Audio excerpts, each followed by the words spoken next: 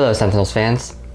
A great many heroes are based in science or martial prowess, but others use their knowledge of nature, cosmic energies, or the otherwise unknowable. This is the list of distinguished cards for the magic wielders of Sentinels of the Multiverse.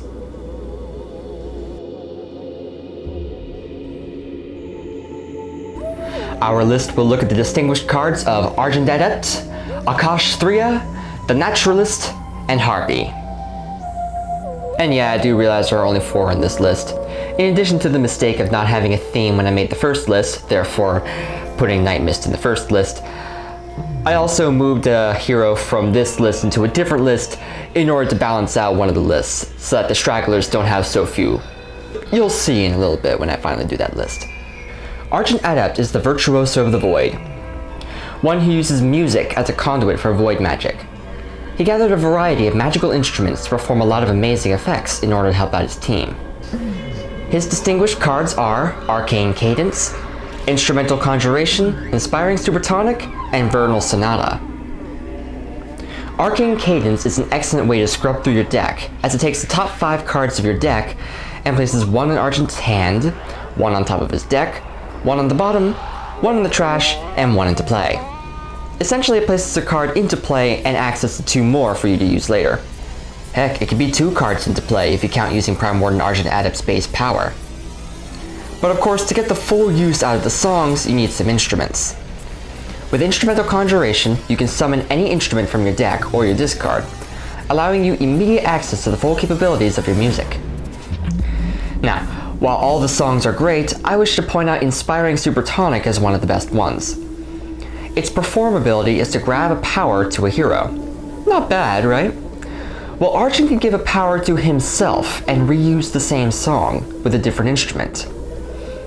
If he uses the harp on it, then he gets a free 2 hit points in addition to another power use. I've seen people use this song and Alacri's Subdominant to have Argent deal massive amounts of damage without any kind of help.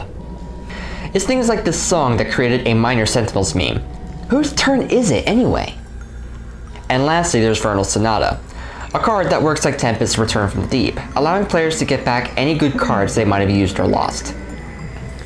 Next up is a several billion-year-old spirit called Akash Thria. She's a little diminished from her original appearance as Akash Buddha, but she still commands the earth as her weapon. Her distinguished cards are Scatter Seeds, As the Earth Turns, and Akash Flora. Akash's special feature is her ability to place her own cards in the environment deck. One of the quickest ways she can do this is with Scatter Seeds, which dump as many seed cards from her discard into the environment discard as you please, and then you can use one of the many cards she's got to shuffle the environment deck and trash together. As the Earth Turns is a method of preventing villain card plays by, when every time a villain tries to play one, Akash hurts herself for 2 damage and plays a card from the environment deck instead. But the most significant card is the Akash Flora tree. This tree pulls double duty by providing healing to itself and a few heroes that need it every turn, but it can also sacrifice some of its hit points to provide powers to the heroes.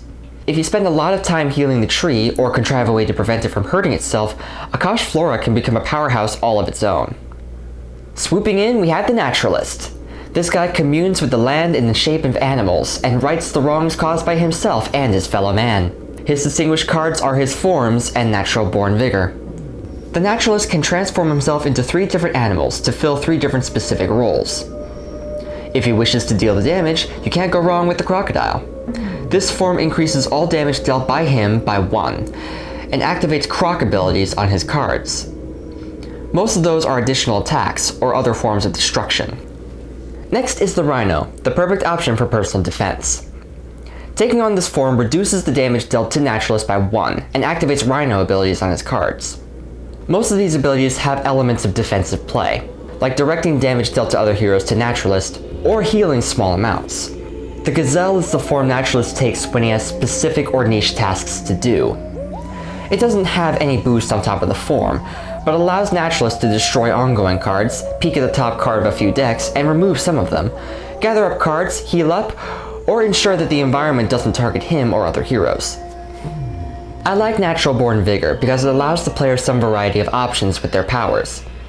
Instead of doing setup for their next turn, naturalists can use the power on a form, in addition to switching animals. It allows some use of the animals and more utility. And finally, we have Harpy. Formerly the matriarch, this woman has learned to control her magic bird powers with her magic powers, under the tutelage of Night Mist. Her distinguished cards are Harpy Hex, Mystic Tome, Hugin Immunin, Mystical Outburst, and Applied Numerology. Harpy Hex is the primary card of Harpy's deck. Harpy has 5 tokens that are either arcane or avian. Many of her cards can flip these tokens, and Harpy Hex activates on every token flip, dealing a target 1 damage per flip. It can make the playing field into a magical bullet hell for the bad guys on some turns. Harpy has some reliance on her ongoing cards, so in order to get them, she uses the Mystical Tome to summon them and place them on the field. It works better with arcane tokens, but it can still help with the build-up if you only have avian tokens. Of all the birds she has, Hugin and Munin are her most reliable. They are a separate target that either attack targets of their own volition, or can flip one of Harpy's tokens, for use of setup and triggering Harpy Hex. It's also worth mentioning that Hugin and Munin boost projectile damage when Harpy has a bunch of avian tokens. Mystical Outburst is my favorite card for focusing down on a villain. It flips all but 1 arcane token and deals a target damage equal to the amount flipped plus 1, with a full hand of arcane that is 5 damage. With Harpy Hex in play, you can add 4 more damage. It doesn't have the highest damage potential, but it can take place with only marginal amounts of prep. Then you can spend a turn or 2 flipping those avian tokens again and do it all over again. Then there is Applied Numerology. This is possibly the weirdest card in the game, rivaled only by one of Sunman's cards. It states that anytime a numeral is shown in a card effect, it may be increased or decreased by 1. Yes, it can increase cards drawn, damage dealt, targets targeted, and decreases token requirements. It also has the ability that whenever a hero target attacks themselves or another hero, that damage can be reduced, which can be a lifesaver for some of the more reckless heroes. And now, my spellbound audience, we are done. I hope you have enjoyed the list. Take care, friends.